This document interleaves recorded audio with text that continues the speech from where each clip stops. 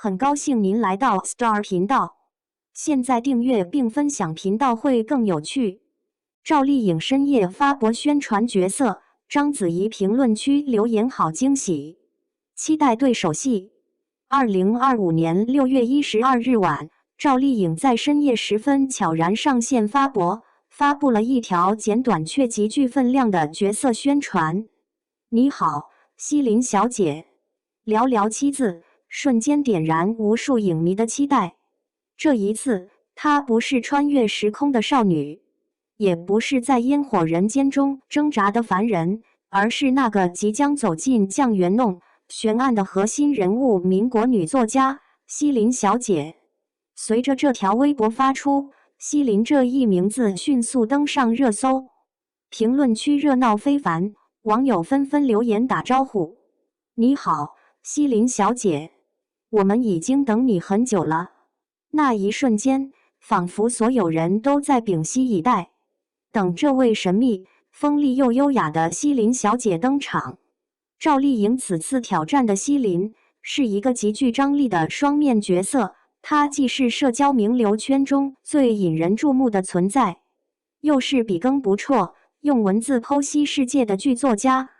在夜雨绵绵中，她推窗独立，手持酒杯，在香气四溢的白葡萄酒中苦思下一场戏的走向。在执笔交错的创作间，她洞察人性黑暗，将一起杀夫悬案作为创作素材，为现实世界掀起思想的浪潮。儋州市杀夫案的确是个好题材，这句内心独白似乎将西林的锋利与冷静刻画得淋漓尽致。他并非冷酷无情，但他清楚知道，只有在这个社会结构中找到可用之处，他才能在男性主导的文化场上立足。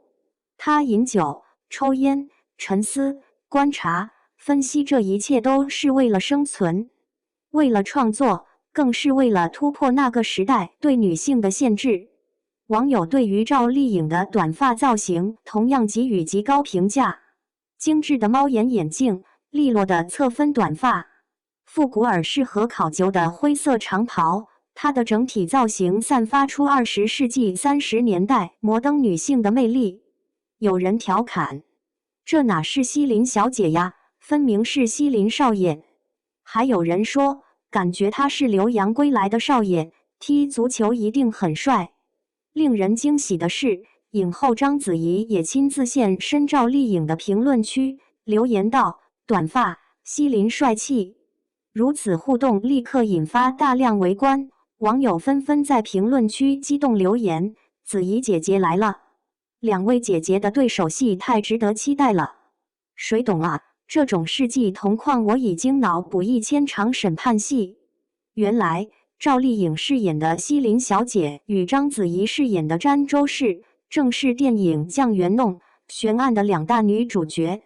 该片改编自民国4大奇案之一儋州市杀夫碎尸案。1945年，上海酱园弄发生骇人血案，一名瘦弱女子儋州市竟将高大丈夫杀害并碎尸16块，真相扑朔迷离，人心惶惶。这起案件震惊全城。影片在呈现案件真相的同时，更关注女性命运、社会结构与人性探讨。在角色设定中，西林小姐是社会上的名流，更是一位敏锐的女作家。她关注儋州市案件，一方面出于女性共情，另一方面也因为这桩离奇谋杀案正是她重振事业的关键转折点。她要写剧本，要制造舆论，要将儋州市塑造成公众眼中的焦点。而在对儋州市的态度上，西林是矛盾的。她同情儋州市的境遇，但也清醒地知道，利用它才能成就自己的剧作。两人可能的对手戏想象空间极大，或许西林会去监狱采访他，或许他会在审判庭为其据理力争，又或者两人在某个光影交错的空间里互诉衷肠，展示出一场场情绪与理性的交锋。西林小姐不是传统意义上的好女人，她不温柔顺从，不逆来顺受，她的魅力在于他能穿梭于社交与独处之间，既能在盛大的宴会中谈笑风生，又能独自面对创作时的黑夜与孤独。他喝酒、抽烟、思考，他像一个穿越而来的思想者，冷静分析着每一个人心背后的故事。而章子怡饰演的詹周氏，无疑是这场故事的另一集。她是那个将丈夫碎尸的女人，是恶女，是牺牲者，是真凶还是替罪羊？她的经历与西林的介入，将构成这部影片最引人入胜的核心张力。有意思的是，早在2021年的抖音星动之夜上，章子怡与赵丽颖便有过同框。当时，两位女演员的合影就曾掀起一阵热议。如今再度合作且正面交锋，让人怎能不心潮澎湃？从剧作角度来看，《酱园弄》悬案并不只是一场女子杀夫的悬疑案件，它更像是一部女性命运与社会结构交织的群像史诗。它将剖开那个旧上海风雨欲来的夜晚，将西林与詹周氏放在历史与现实交汇的节点上，让观众去思考，在那个压抑女性声音的年代，一个女性要怎样挣扎才能拥有话语权？又有多少个詹周氏被埋没在时间尘埃中？而对于赵丽颖而言，这无疑是一场表演上的飞跃，从柔弱到坚韧，从古偶女主到摩登女作家。西林小姐不仅仅是她角色转型的一个点，更是她演艺生涯向深度与复杂迈进的一大步。而章子怡，这位早已用实力证明自己的表演大师，更是本片最大的定海神针。两位实力派女演员强强对戏，几乎注定会成为2025年银幕上最令人期待的名场面之一。